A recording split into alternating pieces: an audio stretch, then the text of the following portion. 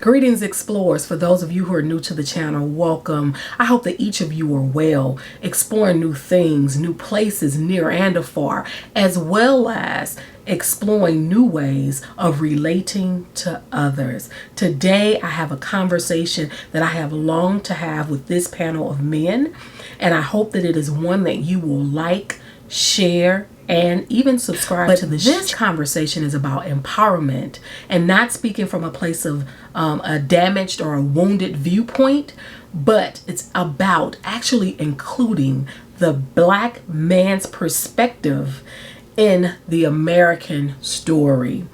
Oftentimes we don't hear the Black man's perspective, or we don't allow the Black man to create his own narrative and to tell his own experiences in this very racialized world or society.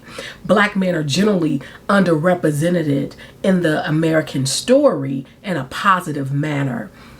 We know that they're overrepresented when it comes down to statistics as it pertains to the prison profit system, crime statistics, life expectancy rates, unemployment rates, earnings, and currently the COVID-19 death rate. So today, I am so grateful that this panel of men have decided to talk with me about the Black man in America.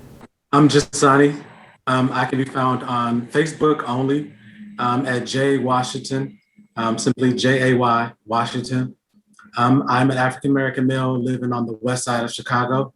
I currently work at Legal Prep Chart Academy, which is an African American high school for high school students, freshman to senior year. My name is Solomon Tabo. I'm originally from Cameroon. So I've been living in the United States now for about 10 years. So I'm currently working as a medical technologist at Covance. Covance is one of the pharmaceutical research organizations here in Indiana. So we were involved in a lot of the vaccines that we see now on the market. So we're doing the testing for on the Johnson and Johnson vaccine and also the AstraZeneca. So all the participants that were involved in all the involved in the study, we were they were actually the companies were using our platforms, and we were really heavily involved in doing all the testing. So and sending the results so they could also send to the FDA for approval. I am Brian Martin. I am living on the west side of Chicago, well, the west suburbs of Chicago. I have been married 4 years now. No children yet. Some soon, hopefully. But yeah, I work at a place called CMC Materials, where we work with semiconductors. So anything from cell phones, laptops, anything that has a chip in it, we are making solutions for those chips. So yeah, we were pretty busy during the pandemic with all of the crazy stuff going on. So uh, also you can find me on Instagram only as b_photos.shot.on. I also am an amateur photographer in my spare time. Like to take photos of downtown Chicago or wherever I can, find some cool places. So that's a bit about me. All right. Good afternoon or good evening, everybody. My name is Leon Hite, Coach Hite. I am married. I'm a father of 3 kids, 16-year-old daughter, 15. I'm sorry, she acts 15. 11-year-old daughter and a 10-year-old son. Here, my wife and I live in the St. Louis area. We're in St. Charles, Missouri, in the suburbs of St. Louis. I work for Jennings School District during the day. I'm the security director for that school district, or director of safety and security for that school. I hope that I bring a few things to the table with this situation, because I actually have police officers that work for me, Black and white, inside the school system, and 99% African-American community that I work in, and been in education 20 years. So from a law enforcement standpoint, also a school administrator standpoint. I am Quentin Boyd. I work with special ed students at St. Louis Public Schools. I've been doing it for about think about 7 or 8 years. And just you said something, Brother Jason, which is very, very important because sometimes what I have seen is a lot of, like just in my field alone, it's very hard to see, somebody comes in and, that is, black, I would say, or of African ancestry, that is trying to be ambitious, because I don't know if maybe, sometimes too is because when you tend to be ambitious, you get a little bit of pushback. Like, this is not what you're supposed to do. You're just supposed to be the guy that comes in, just do the basics, just be the average, just do the average work and leave. So, but when you become ambitious, when you know who you are, when you know that inside of you is the spirit of creativity, like you said, is the spirit of hard work, is resilience, is dedication, Right. you bring that, you approach everything, that's how I approach my work. I don't care if you are not understanding my accent. I would tell you that I know what I'm doing. I would tell you that I'm well educated. I would tell you that I can do this, and my work knows that, my managers know that, my supervisors know that. They know that I don't come to work with an apologetic mindset. No, I come to work very unapologetic of who I am. I believe that I can do anything just like anybody else. So I think, as we, helping our kids and helping the other young people that are around us, is to help them understand that no know that you come from a people that have gone through a lot, that have survived a lot of things, and they are still here. There's creativity, there's ingenuity embedded in you. So go to that work with the intention of taking over. Go to that work. Don't just ask for, what, I just want to do the little bit of things. No, you can be the supervisor, you can be the manager, you can do this, so that's just the mindset that I approach things now. That's how I do. I just go and I tell my son all the times when he's all crying, no, I cannot do this. I say, no, you can. There is nothing that you cannot do. And as a black man, you have that spirit of your ancestors, in you, that is still behind you. There's something in you that, that is powerful, that has overcome all kinds of things, wars, slavery, a lot of things. So you should approach certain things with pride and confidence. Don't take crumbs, be the head Absolutely. and not the tail. So Absolutely. yeah, and Dr. Absolutely. Monica, you can attest to this. That's why I decided to continue my education when she had her PhD. I turned to my wife. I said, "Yes, she has her PhD. Why can I not go on and have my own PhD?" So there's nothing holding me from having my own PhD. So I said, "No, I'm applying for grad school. Even though Absolutely. I'm working, and my job." They said, "No, Solomon, you don't really need this degree. You don't need to, have." You don't need to have a master's. You don't even need to go on. I said, no, forget about that. I can do this. I can work. I can be a dad. I can be a family man and still reach this height in education. Absolutely. It's possible. Absolutely. Yeah. So Yep. Perfect example. But what I thought about is that we are multifaceted. So while yes, we can have all the education in the world, we can still create a TikTok video yeah, and be okay, dance, because we multifaceted like that. And that's what I like that you're teaching your students, Jasani, just that. Clint, Was I can't. was Uh, hearing, who's that, Solomon, is it? I was hearing yes, him. Kind of, I have an idea where he was coming from. Just from basically what he was saying, believing in that you can move from this spot to another. Don't allow circumstances or people to say no. You can't. yeah, You have to. With my children, special ed, this it's really the task that I have or we have in our class is not only getting them past this challenge that they have, but letting them know, encouraging them, and proving to them that they can be more. We have starting getting artists that has ADD and other like bipolar, like Mariah Carey, other people who have these challenges and Yeah. have become productive people. We're Yeah. really trying to convince them that they can too, uh, but they are surrounded with um, everything of a ghetto, and there's sadly their mentality. But as I and my worker, co-worker, we get with them in the class, they see it. Our children who has been uh, really at the bottom, we have eighth grade going. I'm sorry, we got fifth Mhm. grade, sixth reading on first grade level. Uh, because of his challenge, uh, he feel like he couldn't, and plus the people that's in his life, the teachers push. But now it's not much, but it's something, and we're excited about him. He coming up on second grade level, almost third grade reading. That was a big deal to us.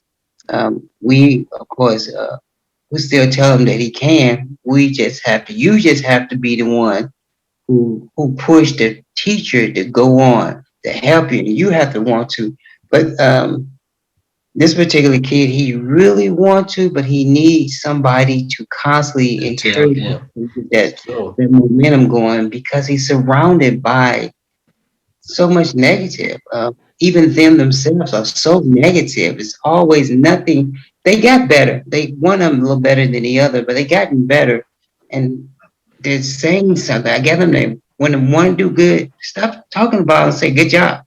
Good job. So I get that out of once in a while. But yes, Yeah. that's one of the things that we push, that you can be more than what you are. You do not have to stay here. Yeah. It's your choice. You have that power. Once I try to get them to realize you have the power of choice, and that is an amazing power. That is Yeah. a control power that you have. And when you make that choice, you can do it. It's true. Absolutely. Absolutely. Absolutely. So all of you, I would say, are successful. And let me tell you what I mean by success. So society will say successful means you make a certain amount. That is Mhm, not what I go by with success. So mhm, my definition of a successful Black man is one that's emotionally stable. You are contributing to your outside community, and in this case, the Black community.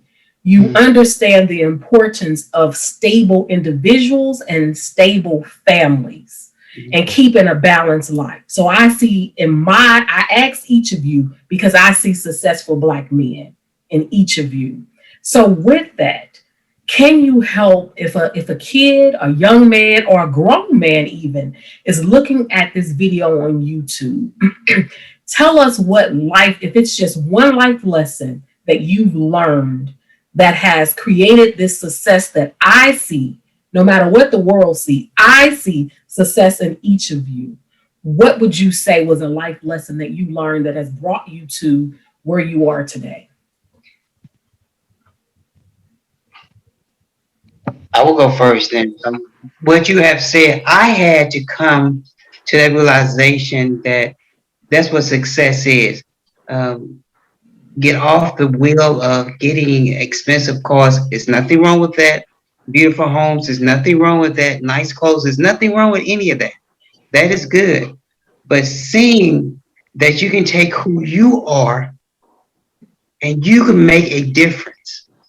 Yeah. Yes, taking control of yourself, knowing who you are, knowing your limitations, and understanding your emotional side of you. Because as men, as men, or we need to realize and understand it's okay to be emotional, but control emotions, which is necessary for the growth of anyone. Yeah. Once I started realizing, and I think if the men grab hold of who I am, and who I am is okay. Not saying I need not to better myself, not saying that I don't need to change some things or redirect some things. Not saying any of that, but who I am, I'm okay. I am good. I'm finding myself. I can make a difference. It's I don't have true. to be a peer to make a difference. I can make a difference down here. Remember, this one person, Martin Luther King. You know, we can name several people: Martin Luther King, Malcolm X, Moses. We can go on. Gandhi. One person made a choice, a Yeah. decision. I am, and I'm good with myself, and I'm not intimidated to be who I am, and I'm going to speak, find something that's part of me, and I'm going to make it happen. It's true. Absolutely. Anybody else?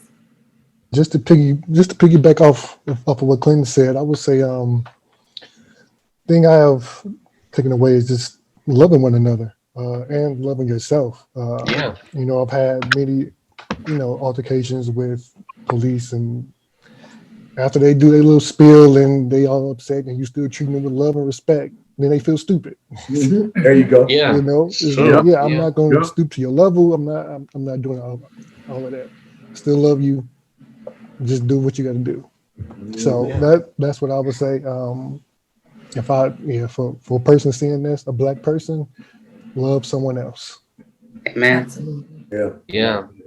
I Absolutely. mean, what he said is very incredible because that's always been the thing that has always driven me to do anything that I've done in life.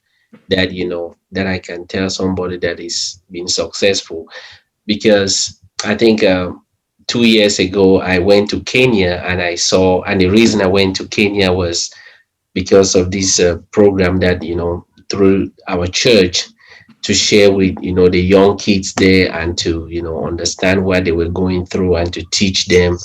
And also I saw one of these young kid there. He was looking at me in one of the classes that he was in.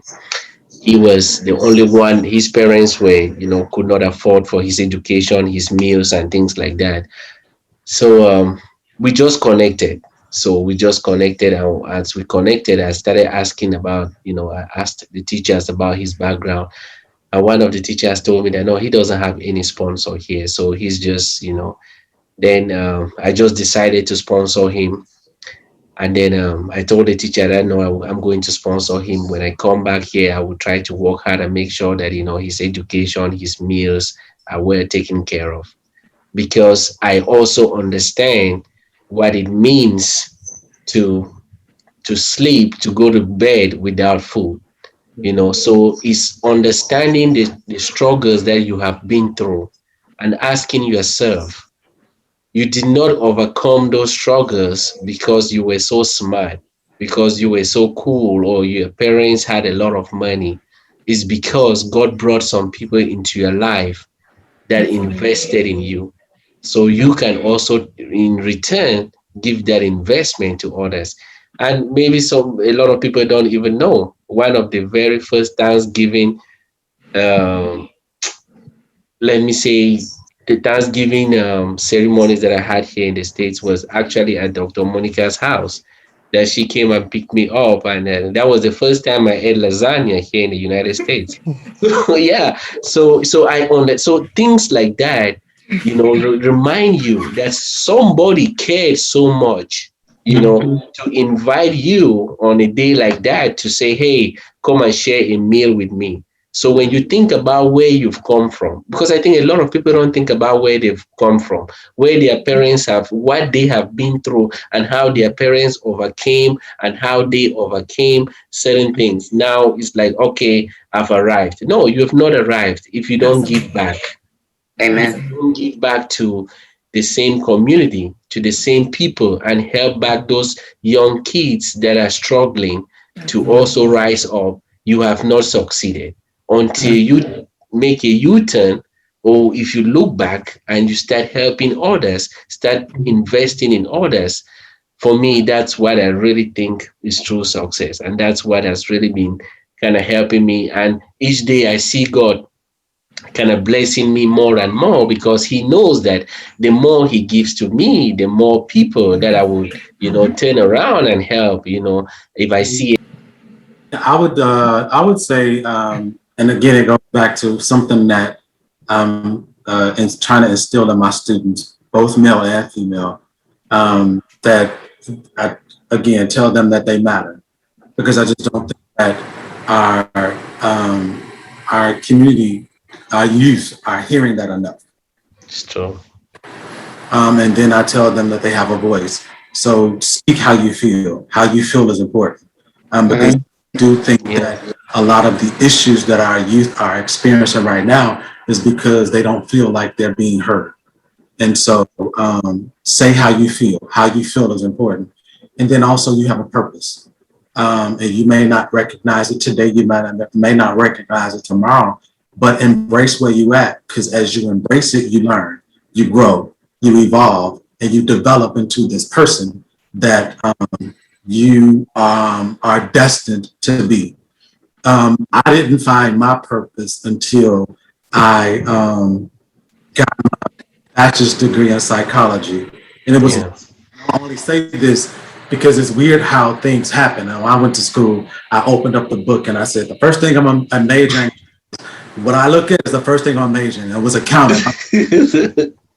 And I opened the book back, and when I looked down, it said psychology. And so I majored in psychology. Fast forward, I went to get my, I got a job, and I was working in an inpatient psych facility. And I noticed these three things about these three boys, that every day they wake up, they will come together, they will eat together, they would do their groups together, they would talk at night together. So what I decided to do was like, all right, I'm gonna invest in this. So I would sit down, and as I'm doing my notes, I would talk to them. And I bought them this book called The Pact, because I'm like, y'all come and y'all, is meeting. And I wrote in the book, I wrote something specific about each one of them, and I gave them the book. And one of the guys said, why you not a doctor? And I'm like, what do you mean? It's like, because I come in this hospital all the time, and the doctors, give me medicine and send me back into my community. Yeah. With the same things, expecting me to be better. Time to listen. You taking the time to talk, and you taking the time to hear what we got to say. And that's it. That told me, I was like, I'm in the wrong place. I need to get into the schools.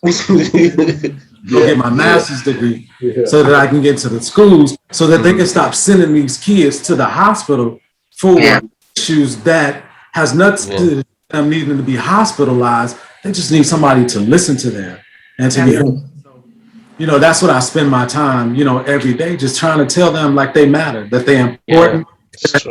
They have a voice and they have a purpose. You may not recognize it right now. Embrace that pain, because that pain is going to turn into a promise, So absolutely. That's good. That's good. Final question. And I would like for each of you to just think briefly and just a brief answer. How do you find peace in America as a Black man? Last question. How do you find peace in America as a Black man? First, you have to find peace for yourself. You find peace. Again, I really think it starts with you. You have to know and like you. You need to realize who you are. And I can't get away from that, because we're always trying to fit in someone else's image or the identity that America tried to give us about us. It's not us. It's true. I think one of the things for peace is find out and accept who you are. When you do that, the peace is not difficult, because it will repel anything that's in opposition of who and what you are. You will see it. It's just like something my lady told me, and I know it's been out for a while, that people don't study the fake money, they study the original. So when the fake come up, it's not difficult to see that's fake. You don't have to, you know what the original look like. So once you find and understand you, I'm getting excited about that myself. Once you find once you find and understand you, peace is there. Anything in position, and that you can see it. You can, again, you take that control. You still have that choice. No, that's not me. That's not what I am. That's not how I do. That's not how I think. That's not how I move. That's not me. And I won't be a part of that. Cool. I would answer that, and I would say two things. One is prayer, Necessary. and just asking God to remind me of my purpose every day. Because sometimes you can get lost. Yep. Like people are hearing what you're saying, but people pray every day that God just reminds me and help me to remember. Because sometimes I know for me, I can get lost in myself Yeah. when I feel like I'm not making a difference, when I'm not serving a purpose, when Yes. I'm not being heard. So I do have to pray that. And that I find that peace when I pray that God just helps me to remind that what I'm doing is serving a purpose. Right. Two, just remembering. It's like I like to look at the struggles that we've had as African Americans because it reminds me not of but the pain, but how strong we are. It's true. And when I look at I love to sit and see the stuff that Martin Luther King had to go through, and sitting in the at the counters again, being slapped and different things like that, and standing up. I am a strong African American male because of everything that is behind me. And that gives me peace that I'm not going to break, regardless of how it feels or what's going to happen. I'm not going to break because of as I said today, the shoulders that, I'm standing on. As like Jasani said, finding your purpose. That really fits me with finding peace because I am the type of person that likes to give back information, no matter what it is, what I've learned, or even at work. People always find me because I love giving information. I'm not a hoarder. If you want to know it, I'll give it. Yeah. When it comes to like social media, the things that I've Yeah. learned as far as photography, people ask me questions all day. I have no issues with helping my fellow Americans, Americans, black, white, whatever. I just love giving information. I love helping people. So Yeah. that would be me for finding peace. I think for me though, when it comes to finding peace, is just knowing that I'm loved. So it doesn't matter what anybody says or how I'm being treated in any circumstance. I just know that there are people that love me, that care about me, and that God loves me. That's the most important thing. That I have a family. I have a wife that I will go back to, that she will listen to me and just listen, and just understand my struggles. I have friends, I have elders that I can call, I can talk to. Just knowing that you are loved is very, very important to me. And that's what makes me to wake up every morning. And that and when it comes to black men, I think this is the season that they have to really realize that they are loved, and that there are people out there that care about them, that would listen to them, just like Coach, that are ready, they are equipped, they've studied. They just need to trust them, to help them. Because I know sometimes too it's trust issues. But there are a lot of people now, just like the prof, just like Coach, that will help them. I think they just need to be connected to those people so that they can help them, so they can become the people that God has intended for them to become. So I really think voices like these really need to be, spread out there, that hey, there are people that are ready to help. I was listening to this guy Charlemagne the God. He was talking about the importance of therapy. That that is very, very important. I think people need to you know connect to a lot of black therapists and black coaches, and that will help them. That will help a lot of people find peace in this society. So Absolutely. yeah. Thank you. Coach, we're going to end with you. Okay. Just at the end of the day, peace for me is just, hey, I'm serving God. I just want to hear well done. Yeah. Faithful servant, well done. You did what you're supposed to do. Your past didn't make you who you were. The things I did when I was a child, I once spake as a child. The stuff I did, I wouldn't even want to mention on this call, but it made me who I am.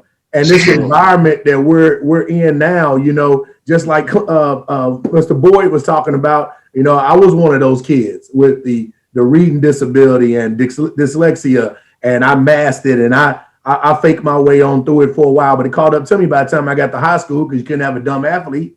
So, I mean, I have peace now because now I talk about it. And it's just like Solomon just said, we have to have that therapy time, whatever words we want to use. As a Black man, we have to be transparent, because when Jasani was in there with those kids, they were gravitating to him being transparent, him taking the time and listening. Then they knew he really knows what we going through, or at least he trying to find out. And I'm back to that again. As a Black man, we got to do that. Them days of the older guys on the couch and don't talk to me and y'all just do it. That's gone. It's modern day dads. It's modern day Black men that's got to talk it out, walk it out, figure out what you got to do to get it out. But you just can't just be, because you're going to blow up. You're going to explode like a pressure cooker. So I just commend the gentleman on here because I heard everybody saying that tone. And since we sticking with the letter P as well for peace, I just want to hear well done at the end and being prosperous by helping help enough people get what they want. And that's how I'm going to get what I want. We can't take none of these houses and all this other stuff. No funerals with giant moving trucks behind and bring trucks behind the funeral. It just don't exist.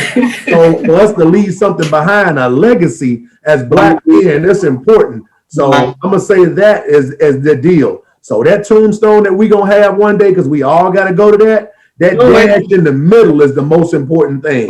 That's what we're learning right now. That dash in the middle, that legacy we leave, these dates we live in, every day we waking up on purpose. That's peace for me. And that makes me feel good by the fact that this Black man on here talking about peace is helping some other people achieve what they want. And that's how we get what we want. And that's waking up on purpose. And that's how we're going to keep growing. Because when we stop living, when we stop learning, we're going to stop living. We got to keep learning. We can't be attitude, egoed up. We got to keep learning, and then we'll keep living. And that's what we got to do. And that's how we grow. That's how we help others to keep growing. And that's what we leave behind when we're gone. That's true. And that's true peace for me. Okay. I want to thank each of you. But anybody viewing this on my channel, if you have ever said, I have not met a Black man that does not provide guidance, discipline for children, protection, instruction, fulfillment, then you have just met 1, 2, 3, 4, 5 men that those are their characteristics, and 5 men that have provided me with gratification today. I want to thank each of you for sharing your perspective and sharing your views as a real man, a real Black man with real concerns for people other than just yourself. I thank you. The purpose in my channel, if you've been on my channel before, is so that we can grow and glow together. I can learn from you, you can learn from me, and together we can be better. I thank each one of you who have taken time to talk to us. If you are looking at this video and you like the content, click the like button, thumbs up, like, share, subscribe. Thank you. Be blessed and be safe.